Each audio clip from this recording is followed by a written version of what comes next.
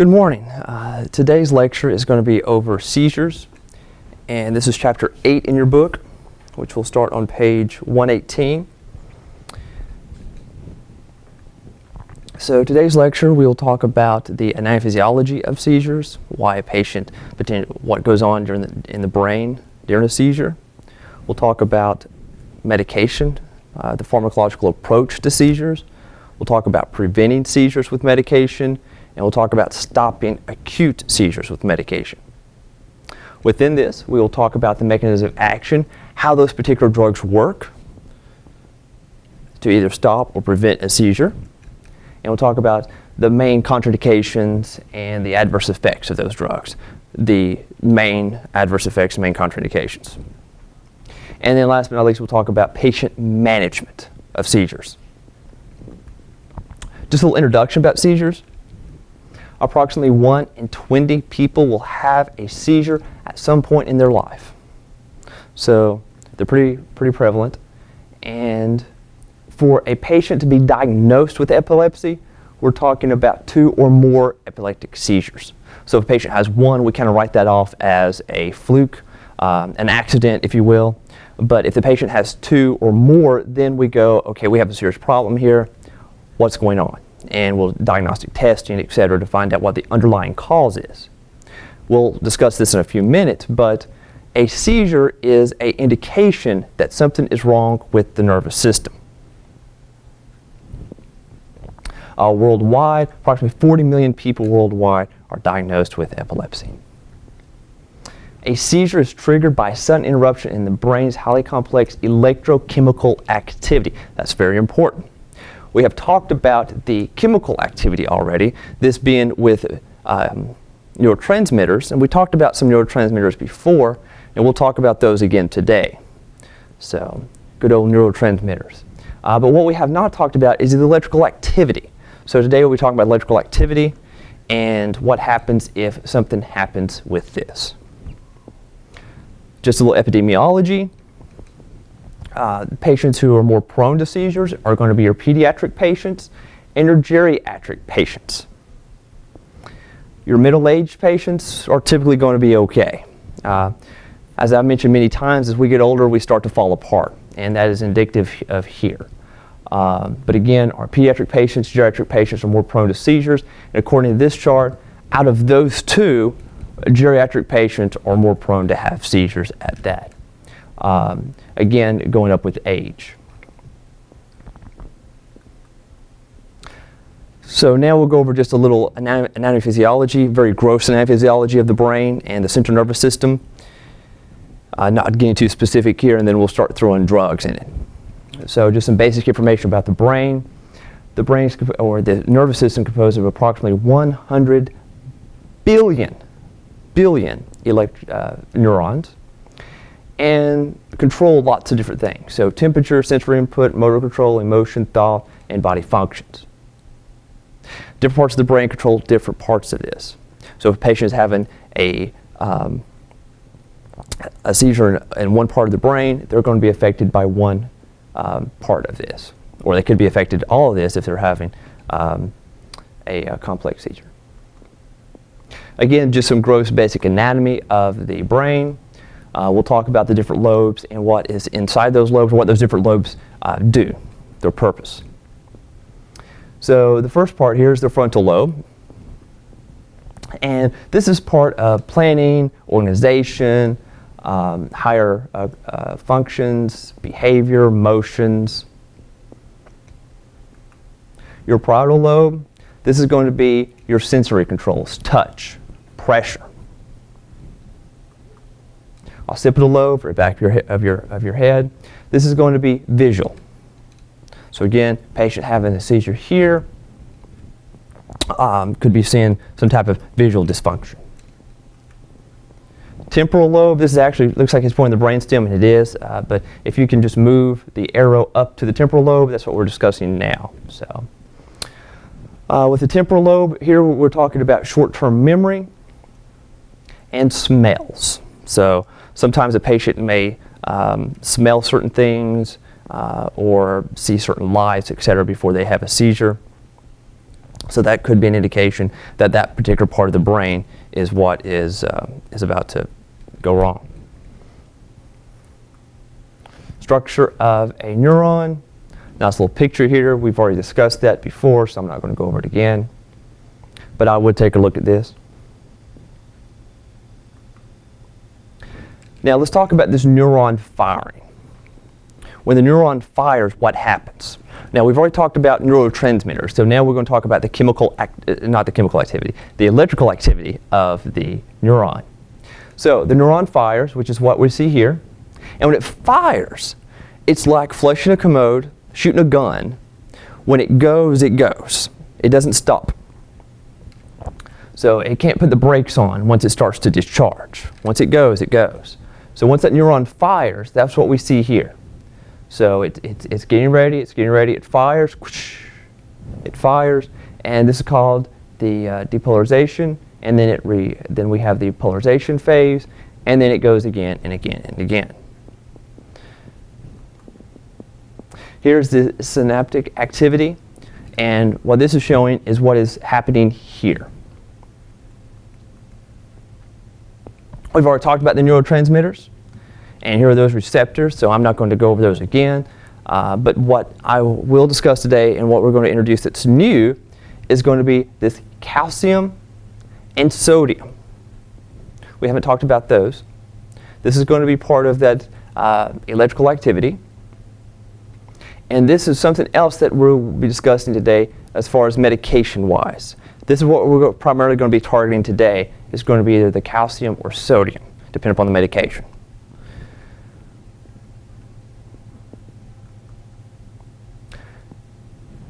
We do have different types of seizures. There's several different categories for seizures. It could be a partial seizure, meaning in one area of the brain. It could be a generalized seizure where it's the whole brain.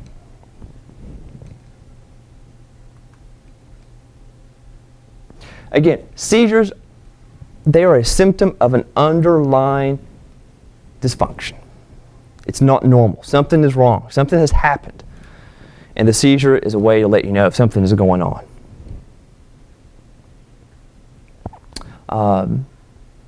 It is an abnormal, uncontrolled electrical discharge of that neuron. So that neuron is fired, and now it may start firing when it's not supposed to.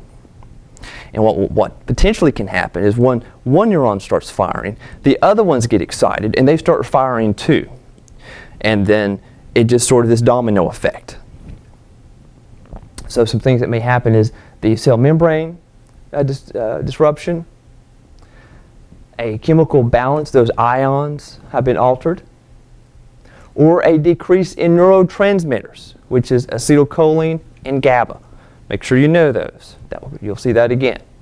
Very, very, very, very important, the next point I'm about to make. Everyone has a seizure threshold.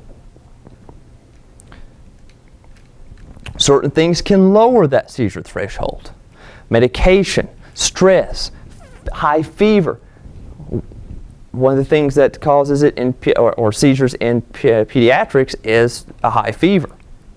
Also, medication can lower that seizure threshold. Alcohol can lower that seizure threshold. But everyone has a seizure threshold. Certain things can lower it though. Very important, very, very important to know. Everyone has a seizure threshold. Now let's talk about the different classifications of seizures. We'll talk about a partial seizure and a complex partial.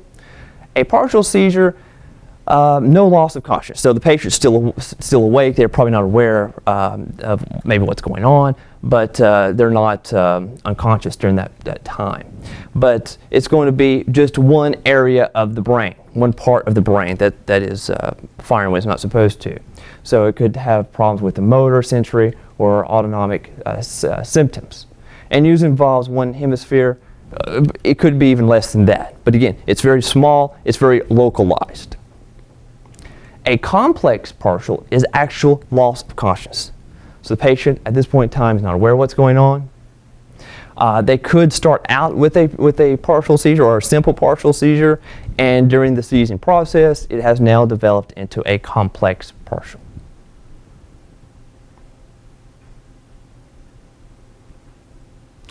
Then we have just unclassified seizures.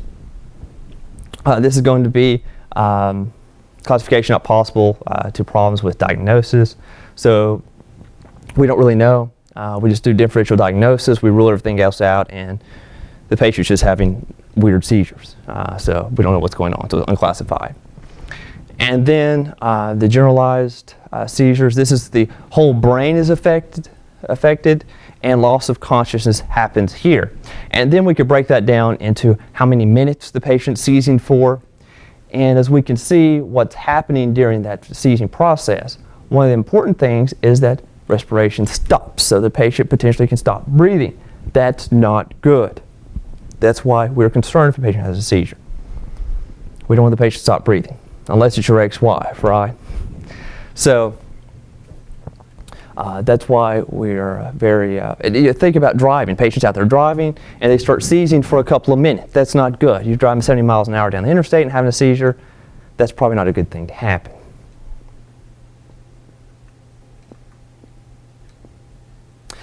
Then we can break that down into even another category, talking about absence, which is just loss of what is awareness of what is around you. And then atonic, which is just loss of muscle tone, strength. Patient sort of goes limp.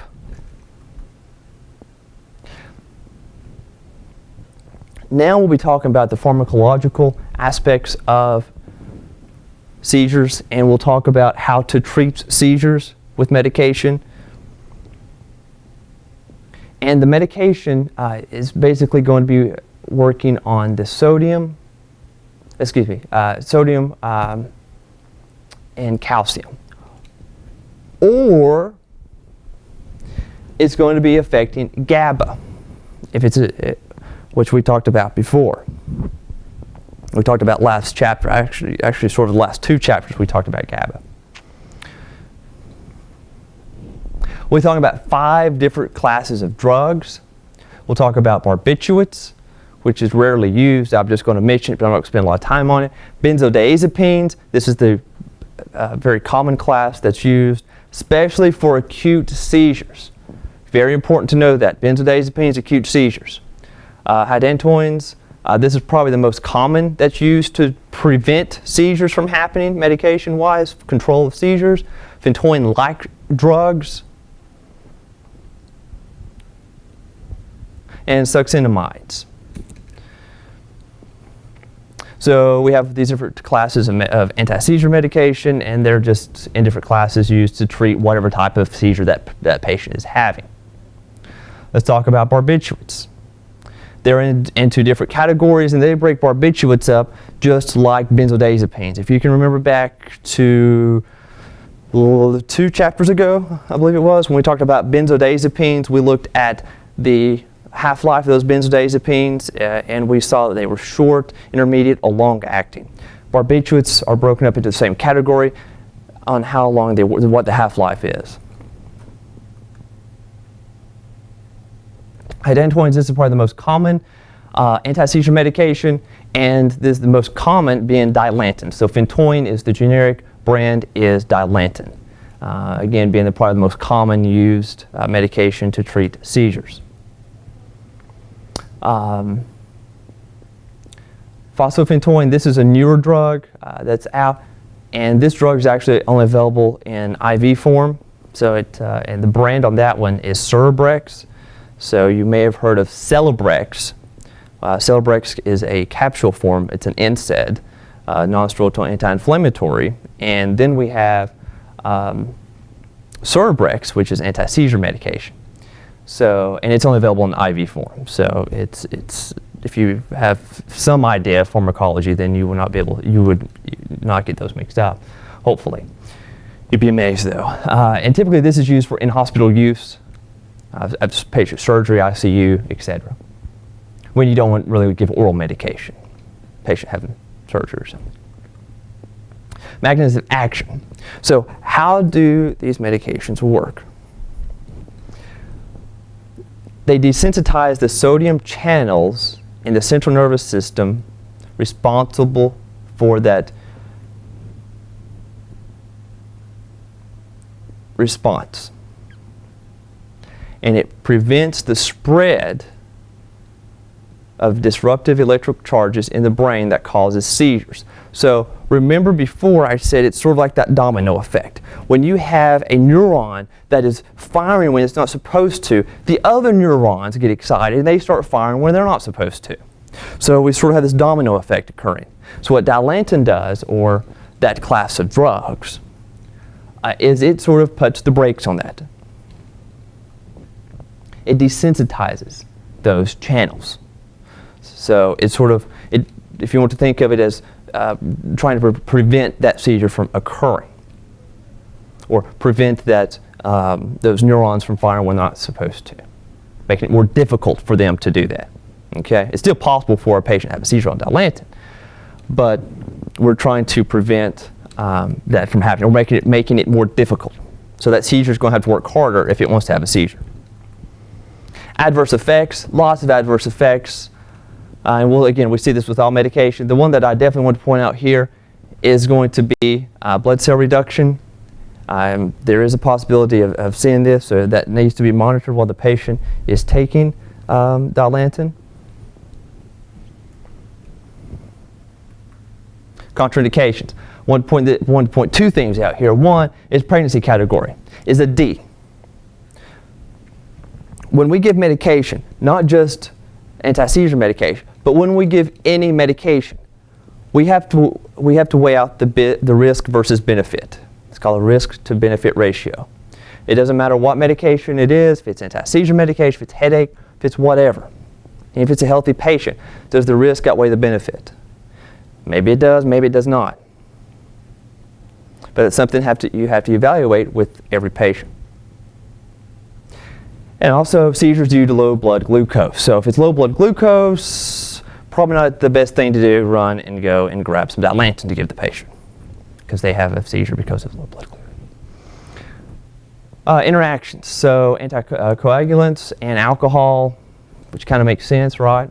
Especially the alcohol, because alcohol already lowers that seizure threshold. Phenytoin-Ike agents, carbamazepine and valproic acid. So these medications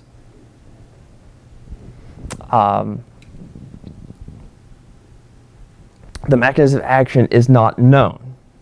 However, they resemble the mechanism of action of phenytoin. So they're close to it, but they're not 100%. So we just say they're sort of like those drugs.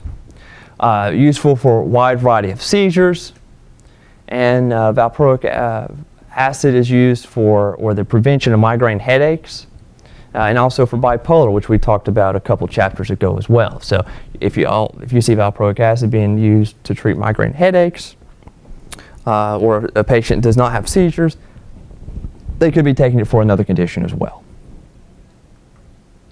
So contraindications, again, hepatic disease, renal disease, you'll see this on all drugs. So again, we have to weigh out that risk versus benefit. The risk may or may not outweigh the benefit.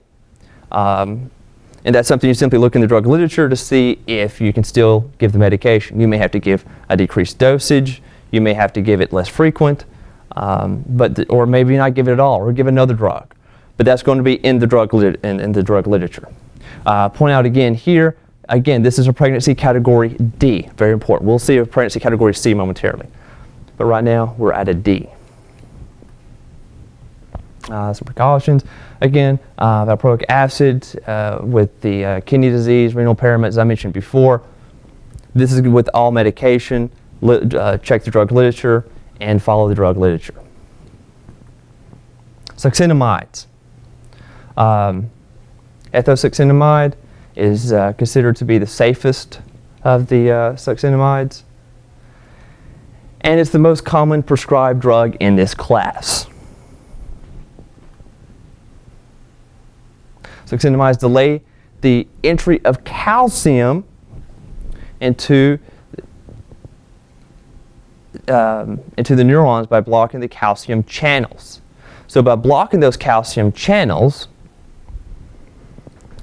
it increases the electrical threshold. So we're making it, again, more difficult for that seizure to develop. But the mechanism is actually still not 100% sure. But it's pretty close. Contraindications, again, hepatic or renal dysfunction, as I mentioned several times. So nothing new there. Again, follow the drug literature. Precautions. This is our pregnancy category C. Very important. You will see that again, I promise you. Ethosuxinimide, pregnancy category C. The other ones we looked at so far today have been D's, right? Some drug interactions. With phenytoin, it can increase your phenytoin or dilantin. And with valproic acid, it can cause the levels to fluctuate. So you have to be very careful with these medications or with other medications you're taking. Again, follow the drug literature.